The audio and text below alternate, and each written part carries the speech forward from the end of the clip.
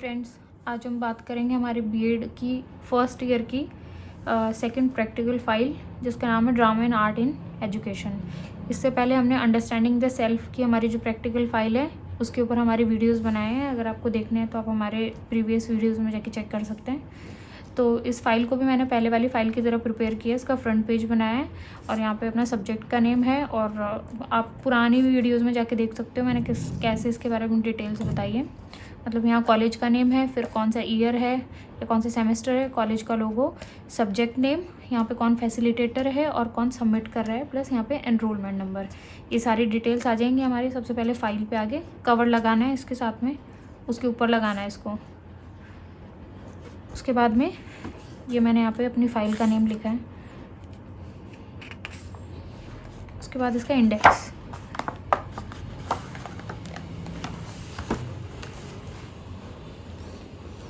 सबसे पहले हमारी कौन सी वर्कशॉप है? Theatre in education. उसके बाद सेकंड वर्कशॉप थी पॉट पेंटिंग, थर्ड है पपेट्री मेकिंग, फोर्थ है पेंटिंग, फिफ्थ है क्ले मॉडलिंग और सिक्स्थ है पेपर वेल। ये सारी चीज़ें हमको करवाई थी और इनके ऊपर हमको हमारी फ़ाइल भी प्रिपेयर करनी थी। तो सबसे पहले है हमारा थिएटर इन एजुकेशन। तो सारी वर्कशॉप को इंडिविजुअली शुरू किया है मैंने, मतलब एक साथ ही नहीं पूरे का कर दिया। सबसे पहले फर्स्ट वर्कशॉप के बारे में उसका फ्रंट पेज तैयार किया है। यहाँ पे लिखा है थिएटर इन एजुकेशन वर्कशॉप 1।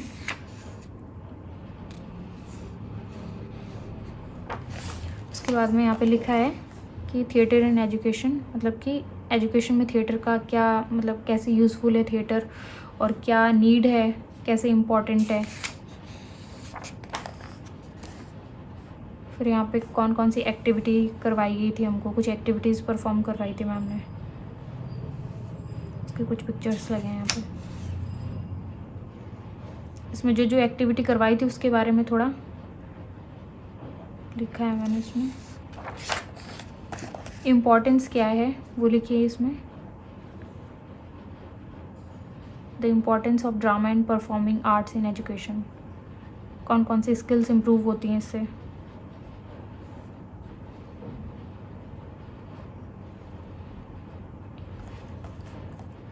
यहाँ पे सारे बेनिफिट्स लिखे हैं मैंने ड्रामा एंड आर्ट के एजुकेशन में, क्या इम्पोर्टेंस है वो सारे इम्पोर्टेंट पॉइंट लिखे हैं यहाँ पे, सारे लिखे हैं।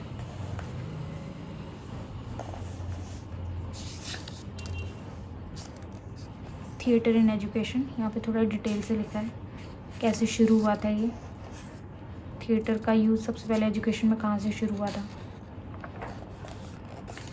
उसके बाद में इस वर्कशॉप का कंक्लूजन लिख दिया कि कौन कौन सी स्किल्स बच्चे की इम्प्रूव होती हैं और क्या क्या एक्टिविटीज़ करवाई जा सकती हैं इसमें, कौन कौन से सब्जेक्ट में यूज़ किया जा सकता है, और भी चीज़ें ऐड कर सकते हो आप लोग।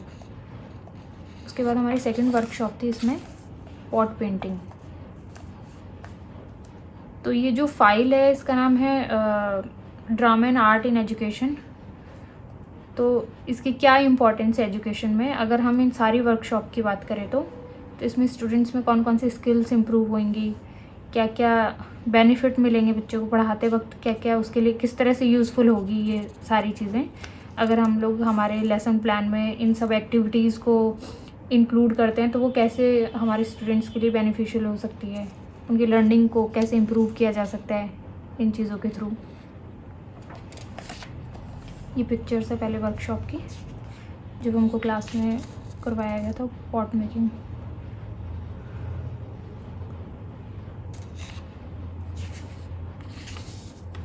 ग्रुप में बनाना था हमको ये पॉट बनाया था हमने। यहाँ पे लिखा है एक्टिविटी ग्रुप में जो करवाई गई थी।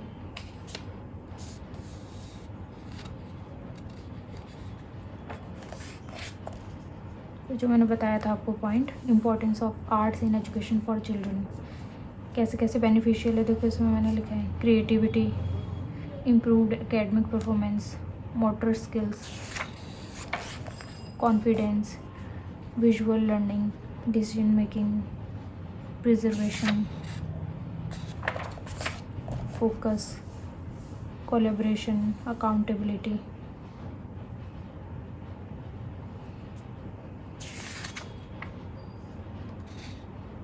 आपको स्क्रीनशॉट चाहिए तो आप लोग ले सकते हो उसके स्क्रीनशॉट।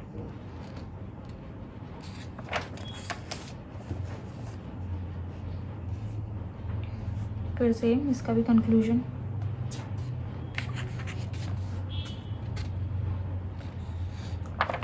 नेक्स्ट है हमारी third workshop on puppetry making.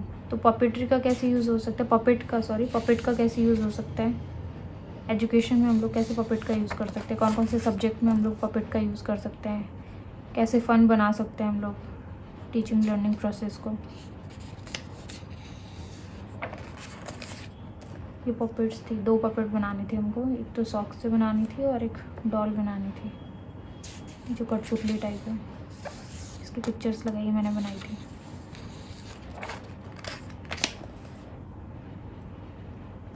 फिर वही हेडिंग लिखी है ऊपर, activity on puppetry making bye individuals, और फिर importance of puppetry in education, मतलब टीचिंग में पपेट को कैसे यूज़ किया जा सकता है बेसिकली।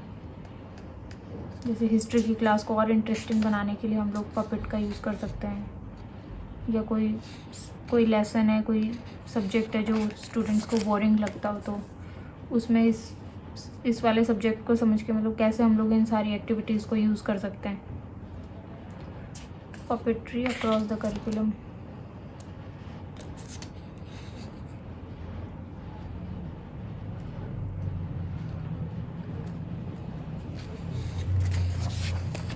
फिर इसका भी कंक्लूजन।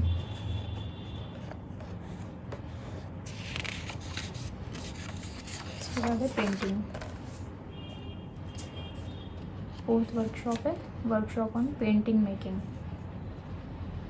सबका मैंने इंडिविजुअल पेज तैयार किया है हर वर्कशॉप के बाद में।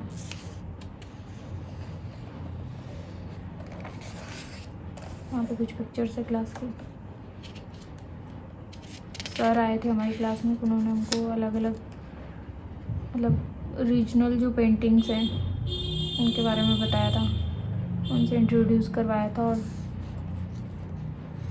सिखाया था कैसे कैसे बना सकते हैं हम लोग, बेसिक आइडियाज़ दिए थे उन्होंने।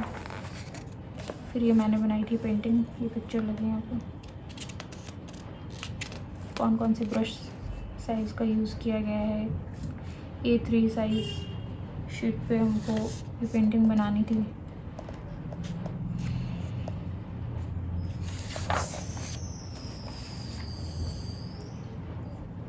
इम्पोर्टेंस क्या है visual art education, importance of visual arts education at school.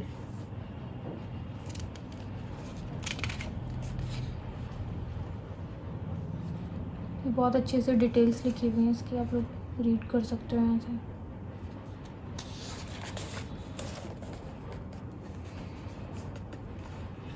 इस वर्कशॉप का क्या पर्पस था, ये बहुत इम्पोर्टेंट चीज़ है।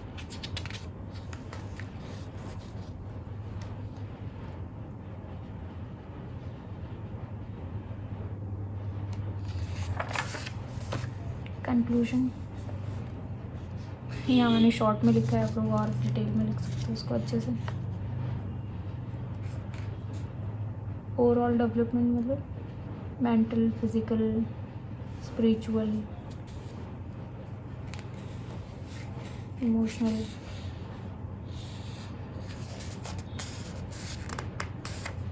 बाद क्ले मॉडलिंग का दिया था, उन्होंने हमको क्ले से बनाना था।